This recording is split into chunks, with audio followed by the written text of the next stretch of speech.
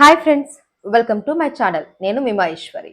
Kolkata junior resident వైద్యురాలి హత్యాచార ఘటనపై కళ్ళు బైర్లు కమ్మే వాస్తవాలు వెలుగులోకి వస్తున్నాయి. బాధితురాలు నరక యాతన అనుభవించి చనిపోయినట్టుగా పోస్ట్ మార్టం నివేదికలో స్పష్టమైంది. ప్రాణాలు పోయే ముందు ఆమెను ఎన్ని చిత్రహింసలకు గురి చేశారు అనేది బట్టబయలైంది.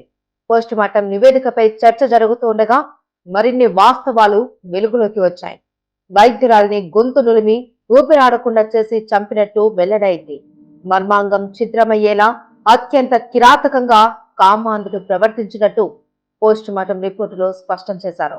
బాధితురాలి శరీరంపై మొత్తం 14 గాయాలున్నాయి.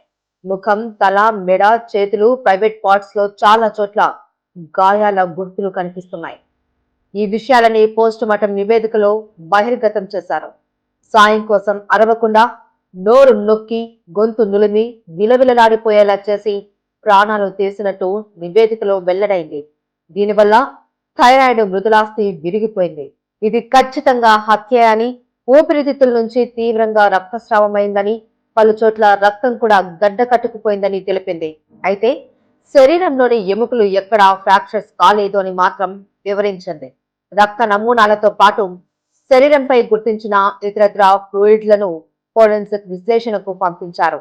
ఇక ఈ కేసులో అరెస్ట్ అయిన ప్రధాన నిందితుడు సంజయ్ రాయ్కి వ్యతిరేకంగా ఆదివారం మరిన్ని ఆధారాలను సేకరించారు.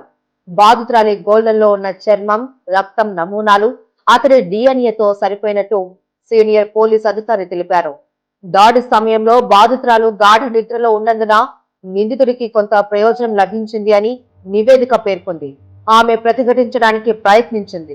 నిందితుడి చేతులపై లోతైన గాయాలు, గీతలు కూడా ఉన్నాయని తెలిపింది పోస్ట్ మార్టం రిపోర్ట్. అటు సోమవారం ఉదయం నిందితుడికి సైకలాజికల్ బిహేవియర్ ఎనాలిసిస్ పరీక్షను నిర్వహించారు. దీని ద్వారా అతని మానసిక స్థితిని అంచనా వేయనున్నారు.